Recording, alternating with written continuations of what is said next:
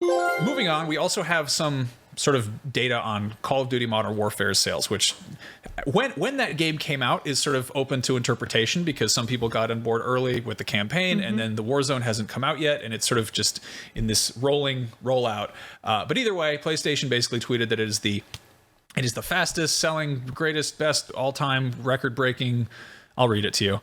It just says, congratulations to Infinity Ward and Activision on the biggest PlayStation Store launch ever for a Call of Duty game, including pre-orders and day one sales. Call of Duty Modern Warfare 2 is now available for PS4 and PS5.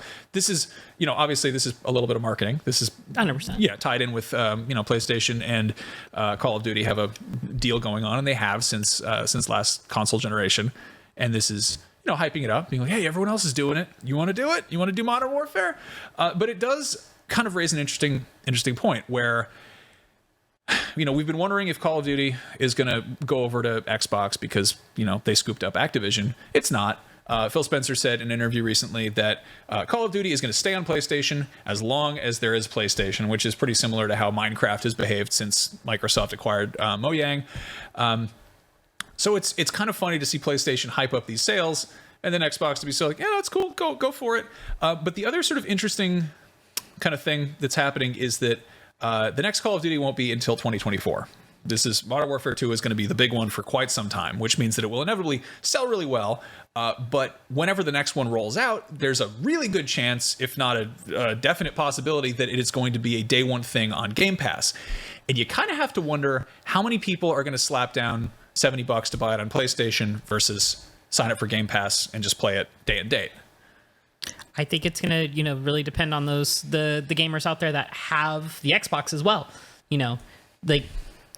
I have an Xbox Series X. I probably would be one of those people who just swap over and play it on Game Pass because for me, Call of Duty doesn't, it's not the most long-lived experience for me. I play through the campaign, I prestige once, maybe twice, and then I felt like I've kind of done it all. And so I've just kind of move on to other stuff. But it's also, part of the profession.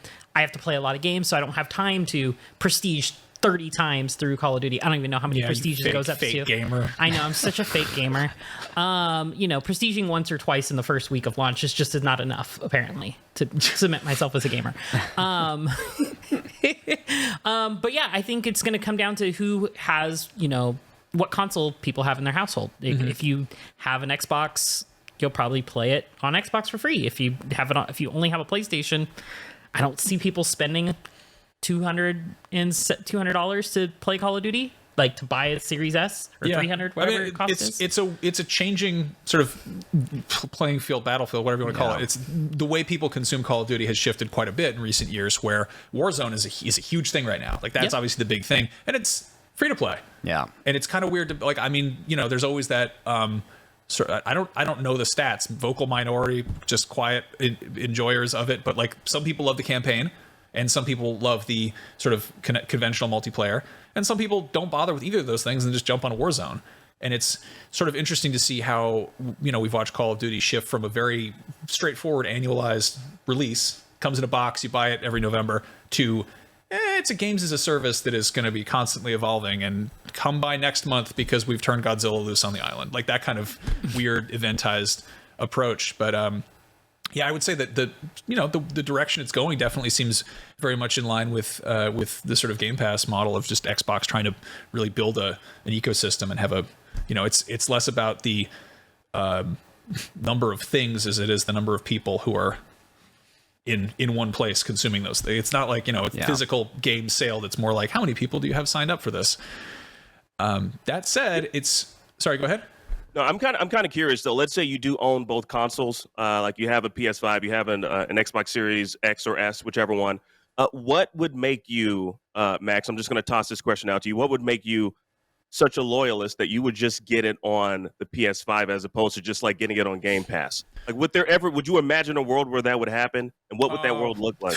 The unmistakable thrill of the active trigger is it really feels like you're shooting a little gun with the DualSense controller. Those haptics go a long way.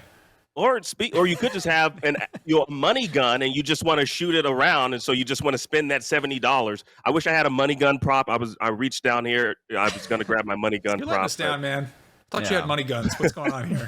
I have lots of other props, just not my money gun prop. It's easy to kind of look at this stuff and get sort of like, oh, everyone's going to jump ship and go over to Xbox. And at the end of the day, like, there are still people who are just ride or die for PlayStation. And that's like, a lot of them listen to our show. And I completely get that. Like, some people are like, the way they consume games, Game Pass is not an appealing thing. They want to, they want to buy a game in a box once every few months and enjoy the hell out of it and then move on to the next thing. And, it's one thing to, it's tricky because like it used to be those loyalties and like, oh, I want to play on PlayStation because my friends are playing on PlayStation, but so many games are doing crossplay now. So that's like another big point. Like, I don't even know if I haven't checked if the new one is crossplay or not. It's actually kind of funny what's going on there because it's sort of question mark.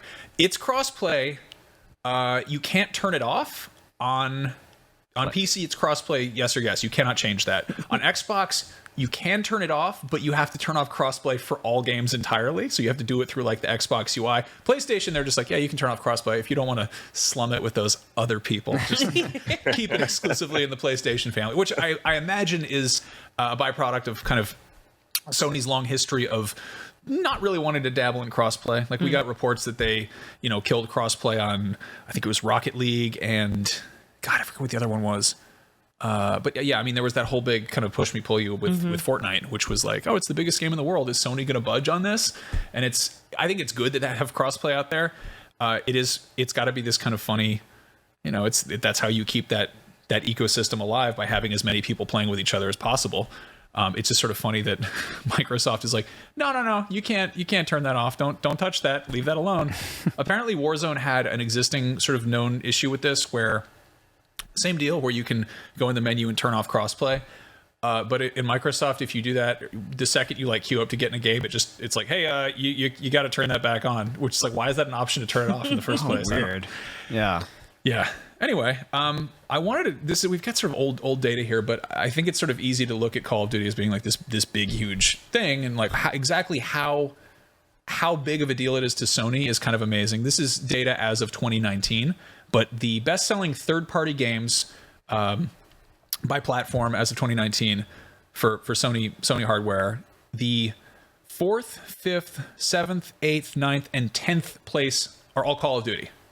The rest is a couple GTAs, Red Dead, and then Guitar Hero 3 Legends of Rock. That one blows my mind. That's number 2 on the list. So many people still out there playing Guitar Hero to this day. Yeah. But I mean, it's we frequently talk about like, PlayStation's exclusives and the first party library and all that. And it's like a lot of people they want to buy Call of Duty, they want to get in there and shoot some guns. And, that used to be a thing where you'd have to go in the store and buy it in November. And I don't know, it's interesting to see that whole thing kind of shift. Yeah.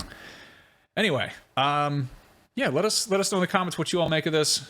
How many of our listeners play Call of Duty? Like, I feel like it's very much like I always like imagine Call of Duty as more of like an Xbox type of like genre, like the PlayStation controller isn't my ideal controller to play a first person shooter. Like the Xbox controller I think is great for first person shooters. I mean, that's just you like the displaced thumbsticks? Yeah, I think it works really well for me. I think maybe because my first real like FPS was Halo. And so like I think maybe that kind of got ingrained into me, and I'm like, when I want to play a FPS on a console, I usually gravitate towards Xbox. Yeah. Okay. I've never even owned an Xbox. Like we were talking earlier about like what would make people jump ship. Would this make people jump ship to Xbox and go on Game Pass? I don't know. Like the barrier to entry is so much lower to just subscribe to a small fee to Game Pass and like get a cheaper Xbox maybe, and then just like always have that on in the background. It's like this best of both worlds of like Warzone being free to play, and you can kind of just jump on, and then now you're just paying a little bit. Now you can just jump on to like any game on Game Pass, especially if it's Call of Duty going to come out in like 2024, right? You said, I don't know. I like it. I like that there's this non-traditional approach to like how you sell games nowadays. Like before, it's like. I mean, there's a point in time where it's like free to play was like crappy mobile games and like Maple Story or whatever. Like there wasn't really a huge... And we all played that for countless hours. Yeah, and so much of it was like it's pay to win too, right? And like that's the thing I hated about like these free to play games. But like, these new free to play models are, if I was playing Apex for like 3 years and I never paid a cent to them. And I love that. And like I never felt like I was missing out on like being better at the game because I never paid them money. And like this new model, I love it. And so if they're going to just keep doing with this and like kind of messing with the traditional way of selling games, like, okay, here's a new game, it's $60, $70, or you can just pay a little bit of money every month, like kind of like pay it off, essentially.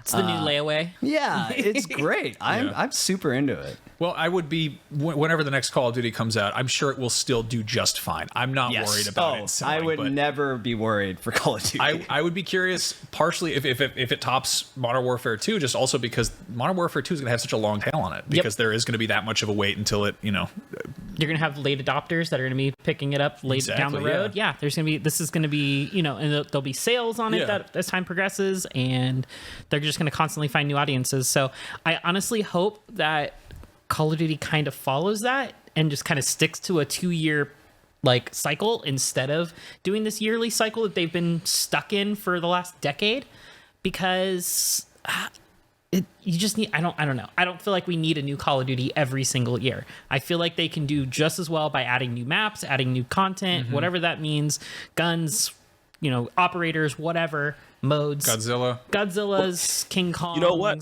Jada, we also don't need. I don't think we need a new FIFA every single year, but we're gonna get it. Agree. You know what I mean? 100% agree. That's a whole different conversation. That's a whole I'm just saying. Conversation. There's a lot of games that do not need annual releases. Yes. Yeah, I mean, we're sort of seeing that with Assassin's Creed. Apparently, like there's going to be Assassin's Creed Infinity, which is this whole games as a service model, and it's I wonder what that's going to be like. It's such a different product than buying a game and popping it in and playing a game until you beat it. It's not a thing you beat. It's like it's going to be weird, media, like basically. Yeah, for us too, when we're like voting on Game of the Year or whatever. It's like, maybe this game that has been around for 5 years, but suddenly this year their season was phenomenal, and like, well, now who's Game of the Year? We're gonna have to add a new category for that. Yeah, like we're gonna have to figure out what the categories look like. Fortnite didn't get any Games of the Year that I'm aware of. Like it kind of kept growing and evolving, and it was consistently one of the biggest games around. But it's just kind of funny because it never had that, like, I mean, it did have that release, but no one cared until it dropped Battle Royale.